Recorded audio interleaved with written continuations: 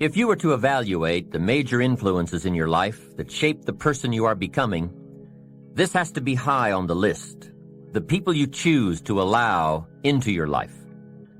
Mr. Schoaf gave me a very important caution in those early days, which I would like to repeat here for you.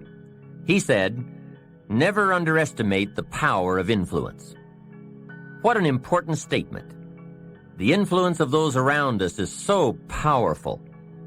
Many times we don't even realize we're being strongly influenced because it generally develops over an extended period of time. Peer pressure is an especially powerful form of influence because it is so subtle. If you're around people who spend all they make, chances are excellent that you'll spend all you make. If you are around people who go to more ball games than concerts, chances are excellent that you'll do the same. If you're around people who don't read many books, chances are excellent you won't read many books. People around us can keep nudging us off course a little at a time until finally, 10 years from now, we find ourselves asking, how did I get here? Those subtle influences need to be studied carefully if we really want our lives to turn out the way we've planned. Now, on this major point, let me give you 3 key questions to ask. This may help you to make a better analysis of your current associations. Here is the first question. Who am I around? Good question. Make a mental study of the major people with whom you most often associate. You've got to evaluate everybody who is within the circle of being able to influence you. So, major question, who am I around? Next question, what are they doing to me? That's a major question to ask. What have they got me doing? What have they got me listening to? What have they got me reading? Where have they got me going? What have they got me thinking? How have they got me talking? And how have they got me feeling? What have they got me saying? You've just got to make a serious study of how others are influencing you, both negatively and positively. Now, maybe the influence of all those around you is okay, but just ask yourself, it doesn't hurt to ask, who am I around and what are they doing to me? Now, here's the final question, is that okay? Maybe the people you associate with and their collective influence is okay, but then again, maybe it's not. All I'm suggesting here is that you take a close and objective look. Everything is worth a second look, especially the power of influence. Positive influence can have an incredible effect on your life, but so can negative influence. Both will take you somewhere, but only one will take you in the direction you truly wish to go. It's so easy just to dismiss the things that influence our lives. The man says, I live here, but I don't think it matters. I'm around these people, but I don't think it hurts. I would take another look at that. I've got a good phrase for you. Everything matters. Now, sure, some things matter more than others, but everything matters. Everything weighs something. So you've got to keep checking to find out whether associations are tipping the scales toward the positive or toward the negative. It doesn't hurt to look, right? Ignorance is never the best policy. Finding out is the best policy. Remember, part of the purpose of this program is to get us to say, the days of kidding myself are over. I really want to know what I have become and what I am becoming. I want to know where my strengths and my weaknesses lie. What has power over me? What's influencing me? What have I allowed to affect my life? Perhaps you've heard the story of the little bird. He had his wing over his eye and he was crying. The owl said to the little bird, "You're crying." "Yes," said the little bird, and he pulled his wing away from his eye. "Oh, I see," said the owl. "You're crying because the big bird pecked out your eye." And the little bird said, "No, I'm not crying because the big bird pecked out my eye. I'm crying because I let him." Hey, it's easy to let influences shape our lives, to let associations determine our direction. to let persuasions overwhelm us, to let tides take us, to let pressures make us. The big question is, are we letting ourselves become what we wish to become?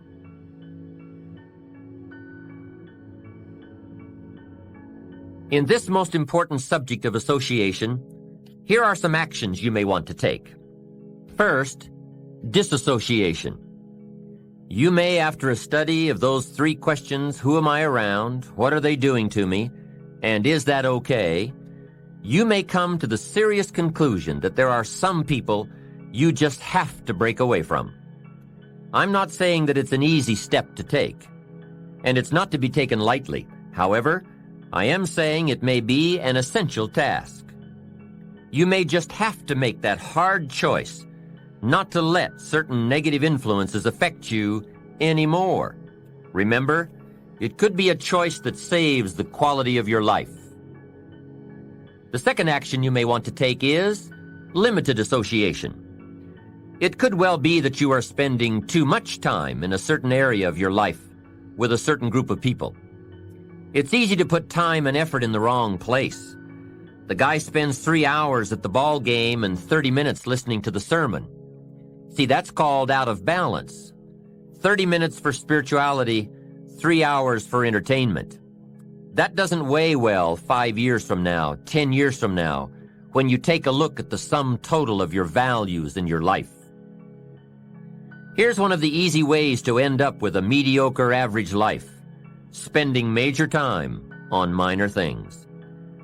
Sophisticated people learn to weigh everything before they spend time or money. You've got to weigh before you pay.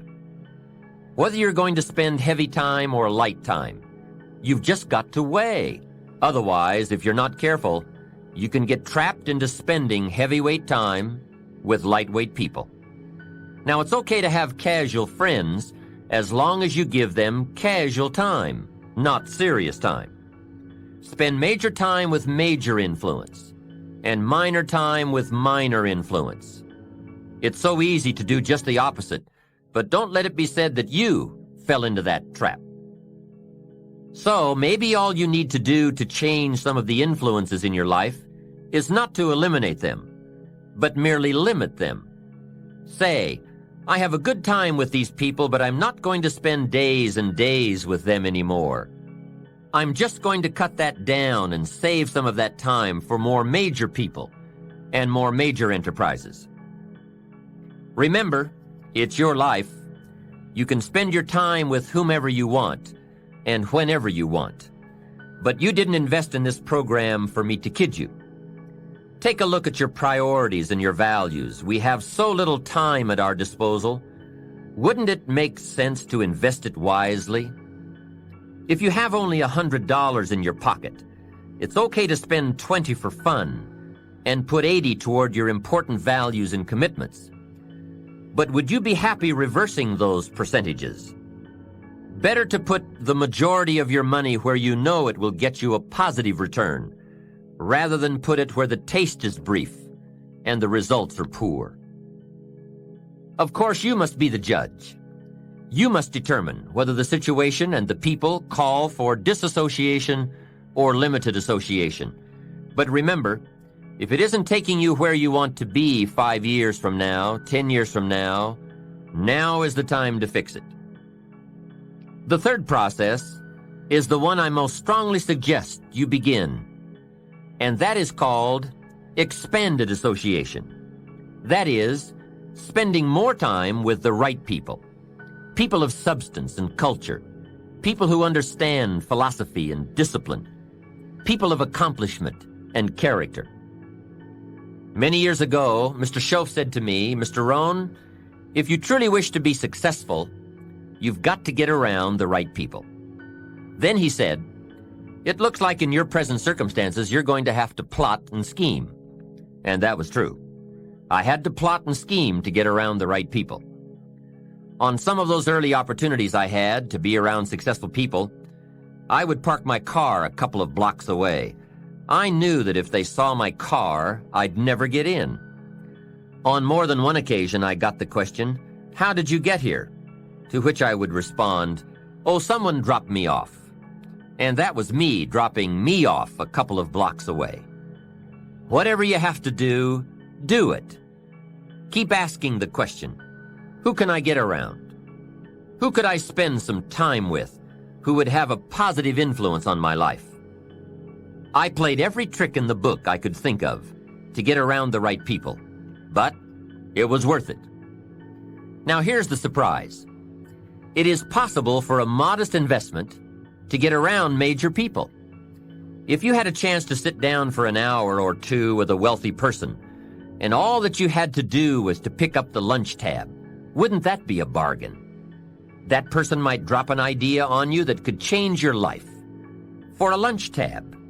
And that's where we need to go to get our success plan, from successful people. Don't pick up your plan, especially your financial plan, from unsuccessful people.